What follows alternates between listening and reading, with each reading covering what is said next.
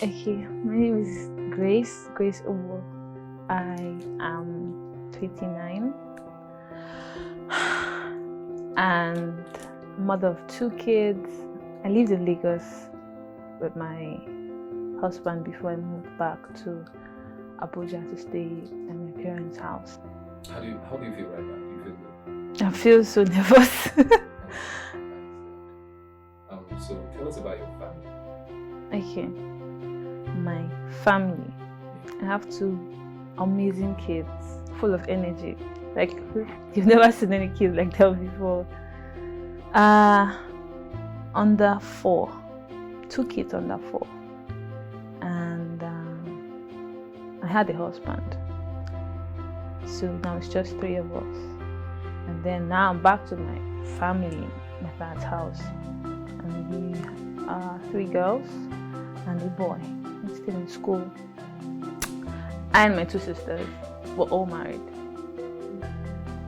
All have kids. So my mom has 5 grandkids. Yes, and my sister, we all stay in Abuja here. So, my husband, Kenny, is an amazing person. You always count people that you meet once and you can't forget them. You can't forget them because, first of all, physically he's 6'4", so he's quite tall, and he has the attributes of life of a party. So wherever he went, you just can't forget him because he's always happy, easygoing. He could blend with anybody. He's an extrovert. He has always been an extrovert. He loves hanging around people, happy places, organizing hangouts, that kind of guy. Everybody's guy. He knows someone anywhere you go. Wherever we went to, he always found someone. I used to call him Mayo because anywhere we went to, he would know someone there.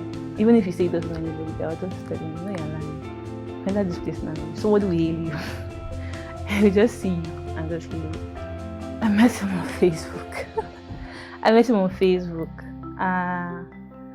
I sent a friend request. I was bored, really. I met him and we started talking, and he said he just knew already that he was going to get married to me. That immediately he saw, because we're friends for a while, we only spoke for a while, and then we met after a couple of years because I was still in school then. And then he said when he saw me, he just knew that he was going to marry me. But I saw him and I was like, this is tall Nike man. And then we got married. In 2017. Traditionally, I'm an introvert. I'm learning now how to relate to people because conversations can start going and I can, if you start something up, I could follow you. But to start it up, I don't really know how to do that. I used to tell you that I don't know how you make these friends. You make friends so easy. I don't know how to make friends. Okay, so I moved to Lagos, and at this time I didn't have a job, so I was always around. I was always in the house, and he had his job required him to work rotation, so he was usually 14 days. Sometimes it could take up to 3 weeks. So that was basically my life. I was used to him always being around. So, and then when he wasn't around, I was home alone because I didn't have a job then at that point because I was heavy. So we were a growing couple. I mean, couples, like every other couple, we had issues and all that. There were plans to get my mother-in-law another car. So because of the lockdown, we had to wait for the borders to be opened. And so when the car was got, he was making plans to send that car to the village. And so that day, that morning was a very regular morning. Lockdown period, so there's no going to work. So he said he wanted to get some things. He might get to the island, he might not, but he needed to just round up everything he was doing so that he would then go that weekend.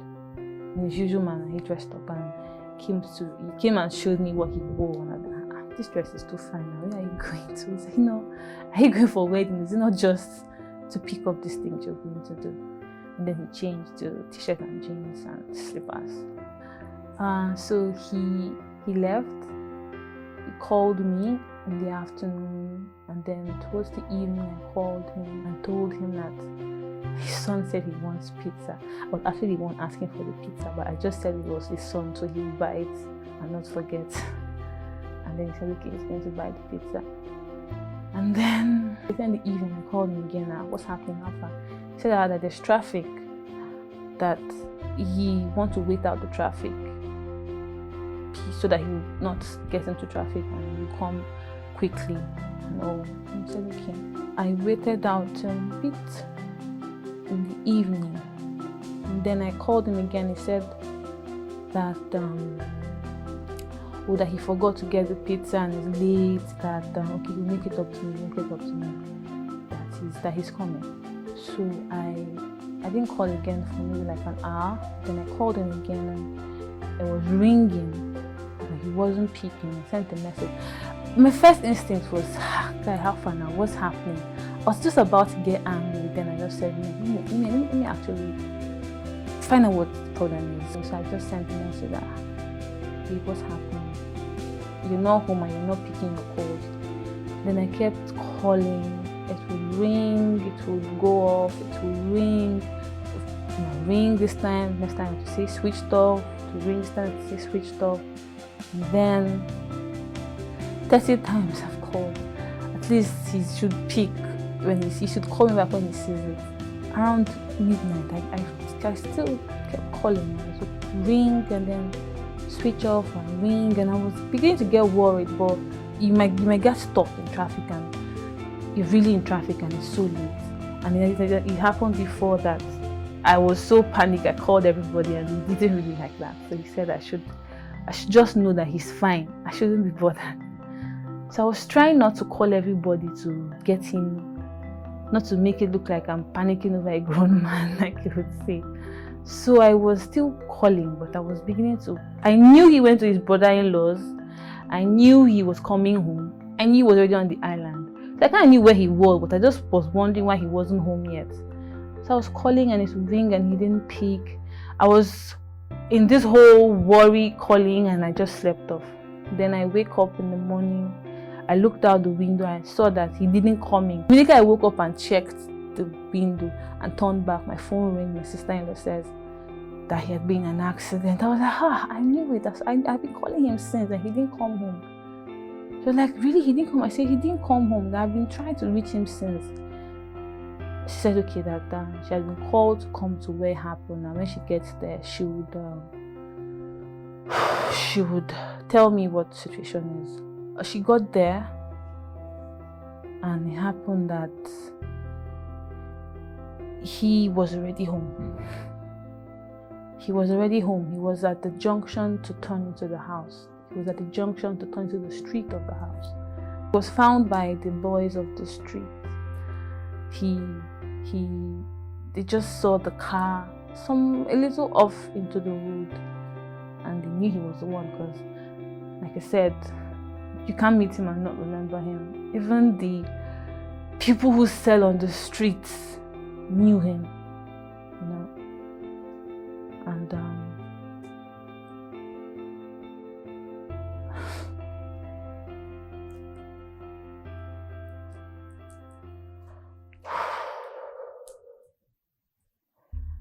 so it happened that on his way home, he had an accident and died on the spot. And God is aware, so as God will have it, that night, that street was deserted because the street is not lonely, you know. If it happens, people are on the other side of the road to rush to meet him. But I was told that night there was some cult activities and then the police came and dispersed everybody. So that night, that street was a bit lonely. So when that happened, he was there till morning. They found him in the morning. And so my sister-in-law and his brother-in-law, went there and they saw him, and they didn't know how to tell me. So they called my mom and told her to come, so she would be here when they would tell me.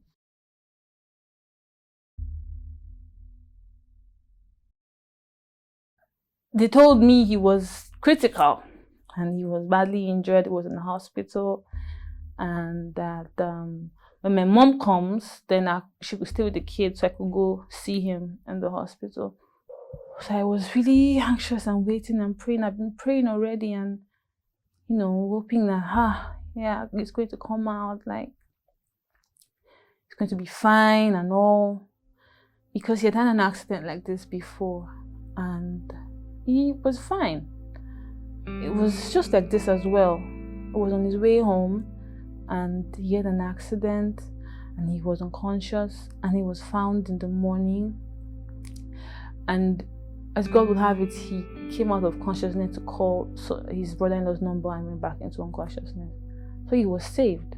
Or he came out of that with just a tiny scar on his head and twisted ankle. And it was a near fatal accident. It was really bad. So I was just saying, I know God's going to save him, it's going to be fine. And my sister kept checking on me and just kept checking on me, telling me I'll be fine. And then the next day, some women came to the house and said that they wanted to see the woman whose husband just passed on. And I was like, no, it's not this house. Like, at that moment, I was already thinking, what is happening?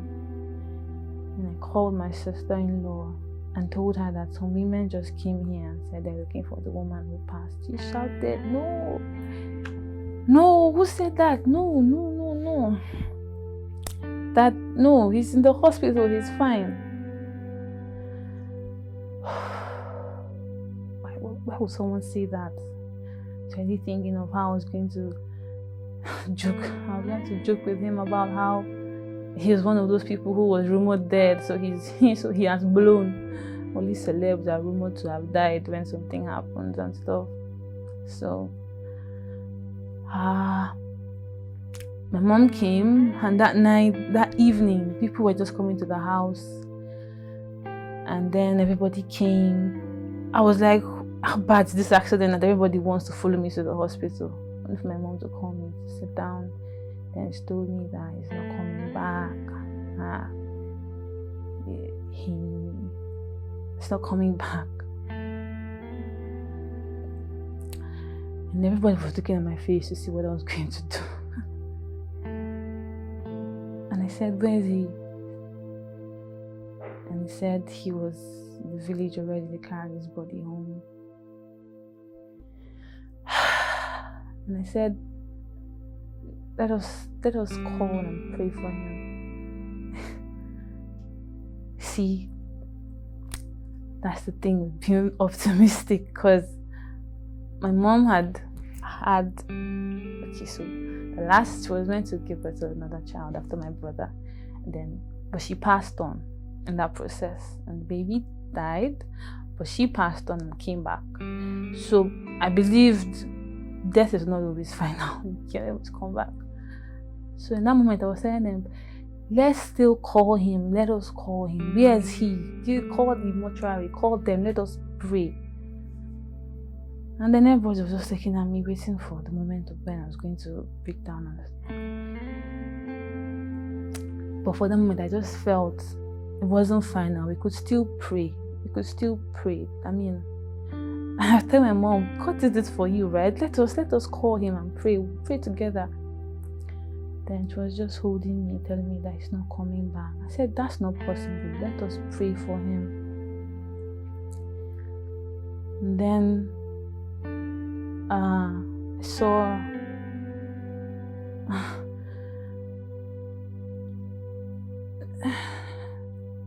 so everybody broke down, basically, because I'd finally been told, so they now had to just try to console me and all, but I still wasn't understanding what was going on,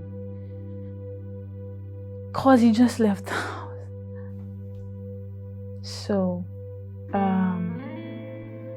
I everybody's following me around, trying to hold me from doing any harm to myself or my kids. And then I go in and see the dress he had earlier worn and just grab it, and because at this point, I mean, everything is playing back now in my head. How they didn't want me to speak to him, how those women had earlier come, because it's just in front of the house, so people must have seen him already before me, so it might be true. So processing the whole thing, and it just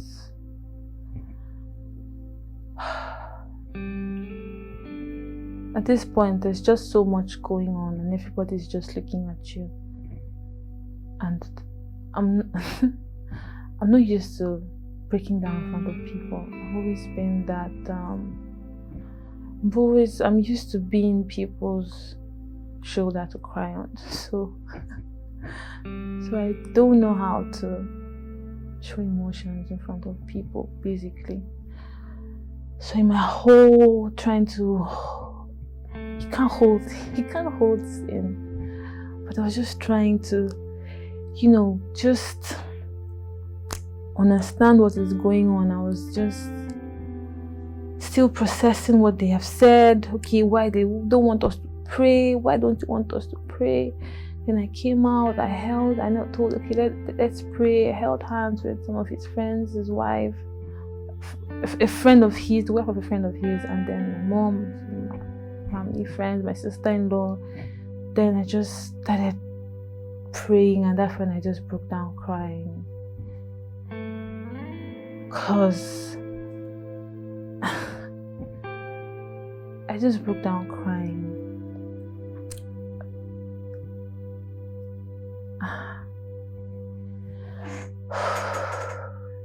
Before now, I'm used to this. Like Job told his wife, will we always receive good from God and not evil? So if it's not good, it's not God. So my question would be, what happened? Because even afterwards, trying to process this whole thing, like I dealt with guilt for a long time, because it just felt like, you're a child of God, right? Why didn't you pray out of it? I mean, even Hezekiah was given extra life, you could do this. And then I got people who spoke to me, told me different things, and then I got to understand that even the first time he had that accident, I didn't pray. I had no idea. In fact, they just called me and asked me. It was just like a call to know if I knew, because we had just gotten married. So I went back to my father's house before we did the white wedding. So I go back to my husband's house. So I was traditionally married, but I was still in my father's house. I just wanted to know if I knew and to keep me emotionally alright. So I didn't even know, but he was fine. So like, if God allowed it, he allowed it. If this had happened before and God saved him, then that means God was aware of this and he allowed it, right? Because at that period I just beat myself up so much, saying I should have prayed it out. I mean, my mom, you've had someone who has died before in your family. You should be able to do this. You have this tongue speaking stuff. And the truth is, even till today, till this very moment, I still believe he's going to come back.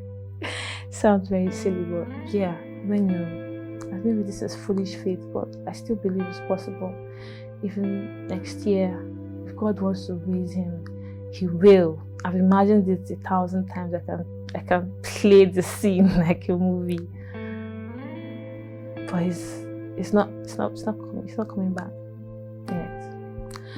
So it's that period of guilt. That was when God was just bringing different people my way to just strengthen me and open my eye to different, or will I say, make me understand some things better. Because I felt it shouldn't have happened, I mean, if there's anybody, it shouldn't be him. Like, to make you understand how I know it sounds cocky when people die and you make them sound so amazing, but he was an amazing person. I can't believe I'm saying words for him, but like, there was a candle-led procession on our street, and I'm not just talking people I didn't even know, the people who sell beans, the shoemakers, like people on the street were there,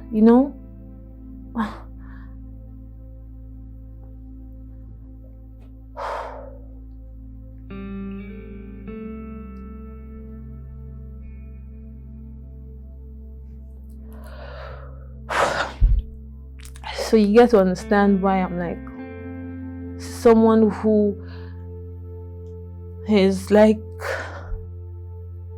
he would literally give the shirt off his back for you without thinking twice.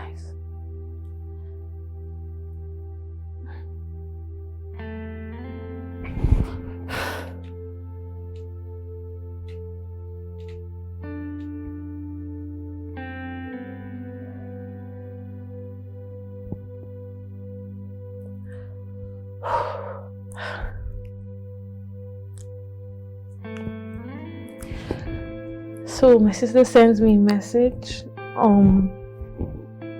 Bible verse that says how good people die because God is saving them from the evil to come, and I believe it. That's what I'm holding on to. He was that good, so God was saving him from the evil to come.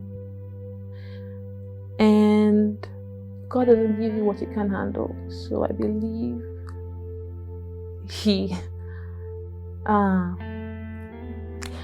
somewhere in there the strength, because this is not the once I was blind, now I can see.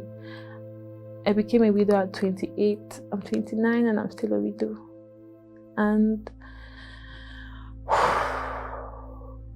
people say, you're so strong, you're doing it. I don't know how I'm doing it, to be very honest with you.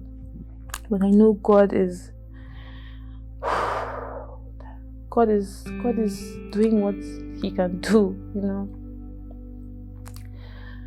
Because maybe that was even part of why his job had to do with rotations, because even the kids I won't say they don't miss him, but in their minds he's at work. Even now, how many months later, they still believe that he's at work. And somehow I think a part of me still believes that as well, that he's at work. But another part of me just hugs the other part of me and says it's not coming back. So yeah, there's that whole drama going on inside. But in the midst of this whole thing, with how everything happened, when I was told how it happened in the night, nobody was there, having an accident before, almost taking his life, and this one finally taking his life. There's just so many people whispering behind your backs, oh, they finally taking this good one, oh, good, or that. And that day, in the middle of the night, when all these things were happening, while praying, in the shower, just closed my eye and just said, I know this doesn't look normal, and I know God can allow evil reign because he has a plan. And even though this is not good for me now, Whatever evil plan this was that succeeded, I forgive them. Whoever they are, whatever their plan is, I forgive them from the depth of my heart. And I pray that that intensity they used to kill people will be used to save lives. I pray that they would use that whole scheming evilness. I pray God turns it around and they are able to scheme how to save people. Because I got a message as well that comforted me, that I know that my care is with the Lord. So in the end, to live is Christ and to die is gain. So he has gained. He's just not here with me, but he's doing okay where he is. In fact, when I saw him, he was he was being Kenny. Life is very spiritual, and God is supreme. And being good will always be good. Always. Always be good. Always. In my mind, when I was young, I used to always imagine or think I'll get married to not a pastor per se, but maybe someone in the vineyard. Kenny wasn't in the vineyard, but he definitely was a giver. And now looking back, I see how that has really changed me. Like, he had a stewardship mentality. He didn't own things, so it was easy to give it. If it's not yours, you can easily give it. But he wanted the best for his family. But if someone was in need, he would see to it. He had a good eye. And so, this phase of my life, I'm coming to understand that personal relationship with God is not only in being busy in church. Relationship with God doesn't have to be like being a deacon or doing this and doing that. Your life can speak, and you don't hold any position. Your life just speaks. People are comfortable around you. You know, people come to you and believe that even if you drink with them and do all these things with them, they believe you are not like them. So if you pray for them, you're basically like salt, like light. Even if you're around darkness, the darkness still knows that you're light. You don't have to be like a deacon to save lives. And it makes me try to understand like how Jesus' ministry was. He knew all sorts of people in our day. I'm trying to imagine now, like he must have known a lot of people. His call log, his contact. He knew a lot of people that were not Christ-like, but in that process, he brought light to their lives.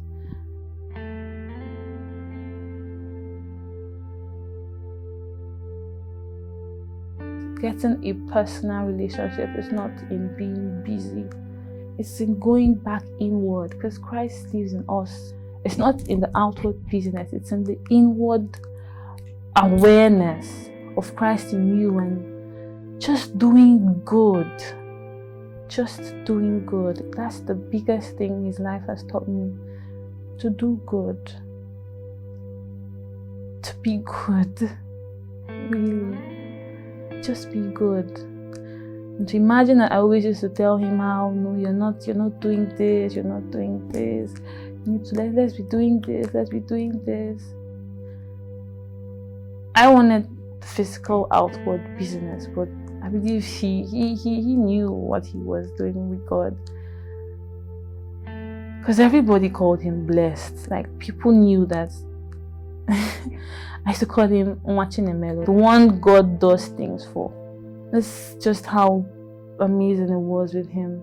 I'm coming to understand that because God does good, because everything God does is good. If you have dedicated your life to Him, even if what happens looks bad, it's good. I'm trying to understand the good in being a widow. But even if it's not good now, it's good. In the long term, it's good. Jesus died, and I imagined his disciples must have thought that was the end of it. But his death was planned from the beginning. That was the greatest good ever. His death. Everything God does is good. Like on the streets of Lagos, there's always traffic. So the driver, that traffic is from hell, especially when you spend 2 hours. But to the people selling, that traffic is a means of livelihood. That traffic is God sent.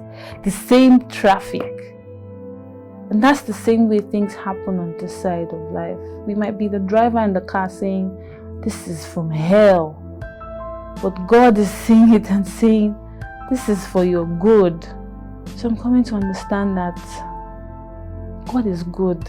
If you understand that, a lot of things will both be easier to go through and you'd have more peace, because you know that you are God. You have given your life to Christ, so He's taking care of you. And because He allowed this, He has a plan. And we might not see it the way He does. But if we stay, we would come to understand that everything really, truly works out for our good. So because I know God is good, I'm hanging on and holding and waiting to see the good to me that this will be. I take it every day, one day at a time. There are definitely days where it's still not easy, because like I said, I'm a traditional introvert. This was someone I tell everything. I don't really open up to people, so having someone that you have basically opened up entirely to, that's one of the biggest things I miss. The companionship, someone you're able to just be with and be with. You don't have to be conscious of this. You're just with him and you're yourself. But now you have to start all over again, learn how to. The biggest thing I'm doing now is learning how to make friends. Because he was so good at that. Like I said, this is not the once I was blind, now I see. If that was a testimony, I'm still blind. But especially with grief, I'm coming to understand the power of how man is not just this body. Man is truly multi-dimensional. And because the body dies, but the other aspects don't die, you have to grow your spirit to be able to understand. Because I'm still figuring it out myself. But I know that because God said it, and because I believe that I'm not just this body is just my license to be here. My spirit is who I really am. My soul is who I really am. That's what matters. That's why I need to invest more in my spirit, because eventually that's what will matter.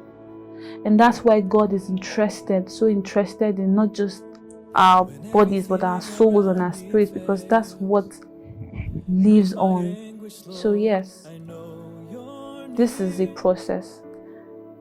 And I know in my generation, like someone said, the microwave generation wanted to be quick and fast, but the truth is, process is powerful, because process solidifies, process refines.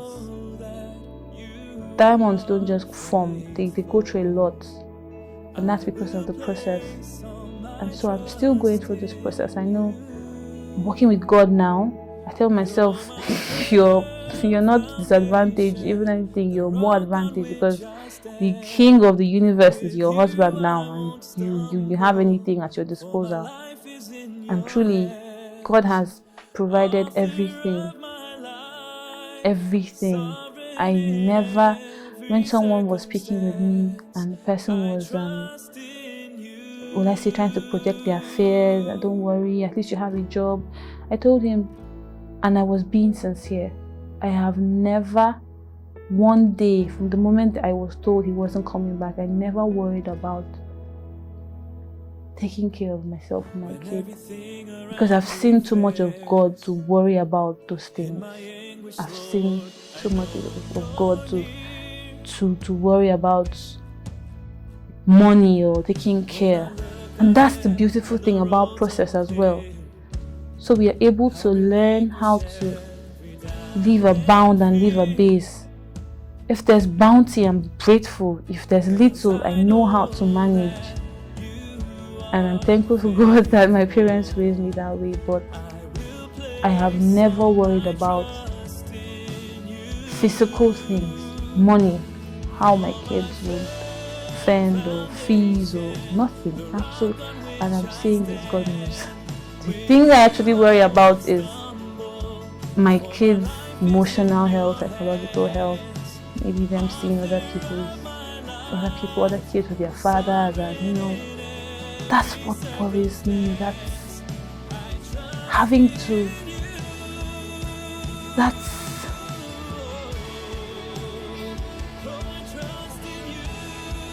because I know that Kenny is such an amazing dad, and him not being here I'm sure it even hurts him even more. That's the part that actually worries me more. Them not having that interaction with their dad, because the dad loved them to pieces. Naturally, he's great with kids, so imagine how he will be with his own kids. He loves kids, and now he's natural around them. All those videos of how you see a child dangling from the door and you said definitely this child is with his dad, that's basically how he was. He's great with kids, and I'm the cautious one, so that whole experience of having them be with someone who would love them like that, that's actually what bothers me, not even any of those things. And so that's part of what I'm have to learn now, because now I have to be daddy and mommy, so sometimes it feels like I can't be doing this and do it. I can't beat you and still say sorry. That's hard work. Do you know how much I have to first calm myself down, because I know what you did is annoying, and then I still have to tell you sorry because I'm now playing good cop and bad cop at the same time. I tell myself, don't worry, you're not bipolar, you're all right.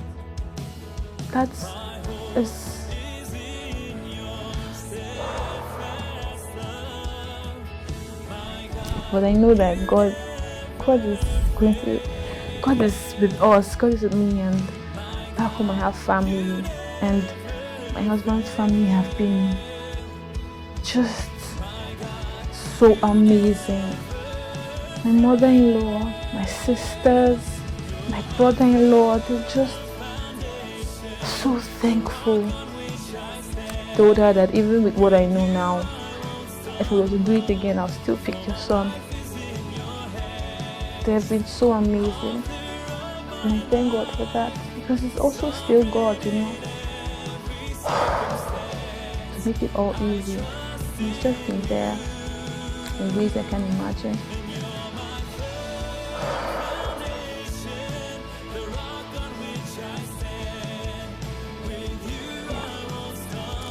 So that's it.